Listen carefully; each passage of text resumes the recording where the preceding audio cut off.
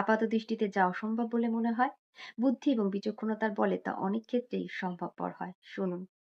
এক ব্যক্তির মৃত্যুর পর তার সম্পত্তির উইল পড়ে শোনানো হলো, যেখানে বলা ছিল ব্যক্তির ১৯টি উটের অর্ধেক পাবে তার ছেলে, ১৯টি উটের ১/৪ পাবে তার মেয়ে এবং ১৯টি উটের ৫ ভাগের ১ ভাগ পাবে তার বিশ্বস্ত চাকর। সম্পত্তির এমন হিসাব শুনে উপস্থিত সকলেই অবাক হলেন। কেননা ১৯টি উটের অর্ধেক মানে একটি উটকে অর্ধেক করতে হবে, অর্থাৎ কাটতে হবে। শেষে একজন বিচক্ষণ ব্যক্তি এগিয়ে এসে পরামর্শ দিলেন। বললেন, ১৯টি উটের সাথে যদি একটি উট জুড়ে নেওয়া হয়, তাহলে উইল অনুযায়ী সম্পত্তির ভাগ সম্ভব। ব্যক্তির মুখে এমন কথা শুনে সকলেই হাসাহাসি করতে লাগলেন। বলতে লাগলেন, মৃত ব্যক্তি ছিলেন এক মূর্খ, আর এখন এলেন আর এক মূর্খ। যাই হোক, শেষ পর্যন্ত ব্যক্তিকে একটি সুযোগ দেওয়া হলো। ব্যক্তি ১৯টি উটের সাথে তার নিজের একটি উট জুড়ে নিলেন।